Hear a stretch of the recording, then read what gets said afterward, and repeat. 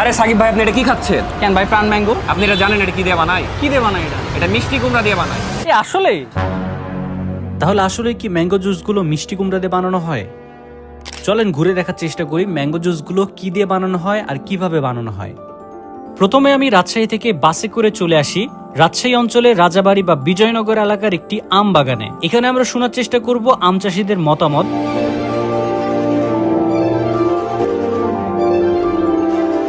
আপনারা যে প্রাণ কোম্পানির কাছে আমটা বিক্রি করেন, এটার প্রসেসটা কি হয়? এটা প্রসেস হচ্ছে আমরা প্রথমে আমগুলো পাড়ি গাছ থেকে পাড়ার পর ক্যারেটে লোড দিই। লোড দেওয়ার পর হচ্ছে আপনার আমাদের গাড়ি আছে, ভ্যান আছে, স্টারিং করে তখন প্রাণকে পৌঁছে দিই। আপনাদেরই পৌঁছে দিতে হয়? জি জি, পৌঁছে দিতে হয় আমাদের। সেক্ষেত্রে আপনাদের খরচ বলেন বা আমের কি ন্যায্য মূল্য পাওয়া যায়? জি, ন্যায্য মূল্য দেয়, কারণ হচ্ছে ওখানে দেওয়ার পর হচ্ছে আমরাকে একটা রেট দেয়, কি এত টাকা রেট, তখন আমরা ওই রেটে মালটা দিই। তার মানে আমটা দেখার পরে আপনাদেরকে দাম দেয়? জি জি, আমটা যদি দেখার পর দাগ হয় কিছু হয় সেক্ষেত্রে নিবে না? সেক্ষেত্রে নিবে না, ওটা হচ্ছে রিজেক্ট করে দেয়। আমরা যে আম বাগানে এটা আসছি, আম বাগানের পরিমাণ কত আসে? এটা হচ্ছে আপনার 300 বিঘা আছে এটা। আমি আপনাদেরকে শোনালাম কিভাবে গাছ থেকে আম পেড়ে ফ্যাক্টরি পর্যন্ত যায়। এখন আমরা ফ্যাক্টরিতে গিয়ে শুনবো পরবর্তী ধাপে কি হয়।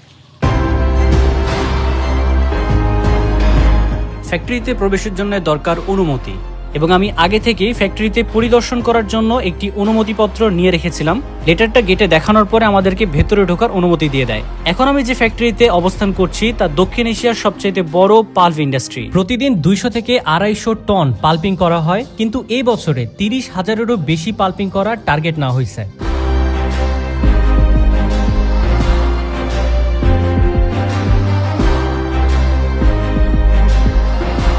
আমগুলো প্রথমে গেট পাস নিল। গেট পাস নেওয়ার পরে এখানে আমগুলোকে মাপা হয়। মাপার পরে যাবে হচ্ছে চেকিং পয়েন্টে, যেখানে আমের কোয়ালিটি চেক করা হবে। তারপরে মূলটা আনলোড হবে। যদি কোয়ালিটি ভালো না থাকে সে আম নেয় না। আসলে আমগুলোকে ট্রাক থেকে নামিয়ে কোয়ালিটি চেক করার জন্য ভেতরে পাঠানো হয়।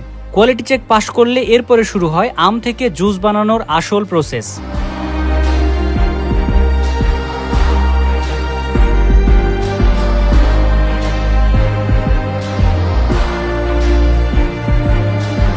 আচ্ছা, এখানে কি করতেছেন আপনারা? আমরা শর্টিং করতেছি, মানে শক্ত আম যেগুলো সেগুলো রিজেটে দিচ্ছি, আর যেগুলো পাকা সেগুলো নিচ্ছি, আর যেগুলো পচা সেগুলো রিজেট। বুঝতে পারছি। তার মানে যেগুলো শক্ত আম সেগুলো, আর হচ্ছে যেগুলো কাঁচা সেগুলো বাদ দিচ্ছেন। হ্যাঁ। শুধুমাত্র পাকা বা আধা পাকা আমগুলো নিচ্ছেন। হ্যাঁ। প্রত্যেকটা চাপ দিয়ে দিয়ে দেখতেছেন? হ্যাঁ, চাপ দিয়ে যেরকম যেটা নরম সেটা নিচ্ছি, আর যেটা শক্ত সেটা যেরকম রিজেটে। যেগুলো বাদ দিচ্ছেন, রিজেক্ট হচ্ছে, এগুলো কি করেন আসলে পরবর্তীতে? পরবর্তীতে যে আমাদের কিউসি সার আছে, ওখানে ওয়েট কম বেশি করে ওরা মানে ওই জায়গা থেকে আবার ফেরত দেয়। ও, মানে ওগুলো নেন না আপনারা, ব্যাক চলে যায়? ব্যাক চলে যায়।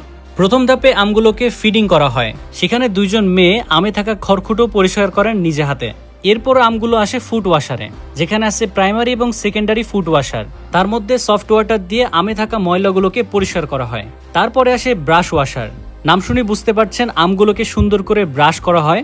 আমে লেগে থাকা ময়লা, আঠা থেকে শুরু করে কাদামাটি যাই থাকে এখানে পুরো ওয়াশ হয়ে আমগুলো চকচকে হয়ে যায়। ট্রিটেড সফট ওয়াশার পাস হয়ে আমগুলো আসে ফাইনাল ইন্সপেকশন কনভেয়ারে, যেখানে দাগি, পচা বা নষ্ট আমগুলো ভুলক্রমে যদি চলেও আসে সেখানে থাকা মেয়েগুলো আম নিজে হাতে বেছে বাদ দিয়ে দেয়। এবং এরপরে শুরু হয় আম ক্রাশিং, যেখানে একটা মেশিন আমগুলোকে ক্রাশ করে করে সেখান থেকে আঠি এবং ছোলাগুলোকে মানে আমের চামড়াকে আলাদা করে ফেলে। কেবল তো আম থেকে বের হলো আমের মূল অংশটা।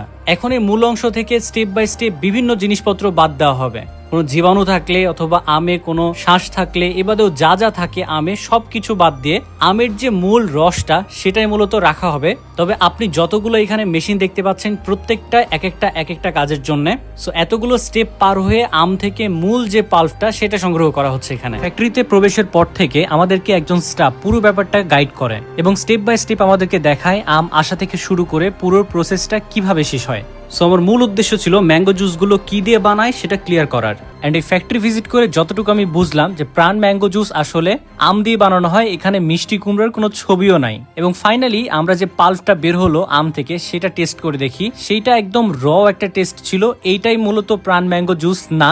এরপরে আরো অনেকগুলো প্রসেস পার করে ম্যাঙ্গো জুস তৈরি হবে। এইটা শুধুমাত্র আম থেকে পাল্প বের করা হলো। এবং লাস্টে গিয়ে যেটার মধ্যে এই পাল্পগুলো সংগ্রহ করা হচ্ছে সেখানেও মানুষের কোনো হাত নাই, পুরো প্রসেসটা মেশিনেই করে থাকে। যখন থেকে মূলত ম্যাঙ্গোটা ক্রাশ হয়েছে তারপর থেকে পুরো ব্যাপার ব্যাপারটা মেশিনে কভার করছে, মানুষের কোনো হাত নাই এখানে। এবং ফাইনাল ফর্মে গিয়ে আম থেকে যে পাল্পটা বের হচ্ছে সেটাও মূলত মেশিনেই প্যাকেট করে দিচ্ছে এবং এই পাল্পটা সংগ্রহ করা যায় প্রায় 2 বছর ধরে। সো আশা করি আপনারা ক্লিয়ার হইতে পারছেন এই ম্যাঙ্গো জুসটা কি দিয়ে বানানো হয়। অনেকের মুখে আমি শুনতাম যে ম্যাঙ্গো জুসটা আসলে মিষ্টি কুমড়া দিয়ে বানানো হয়, সো এই কথাটা পুরোটাই ভুল। আমি তো ক্লিয়ার হয়ে গেলাম ম্যাঙ্গো জুস কি দিয়ে বানানো হয়, আশা করি আপনারাও ক্লিয়ার হয়ে গেছেন। ধন্যবাদ সবাইকে ভিডিওটা দেখার জন্য, দেখা হবে পরবর্তী কোনো ভিডিওতে।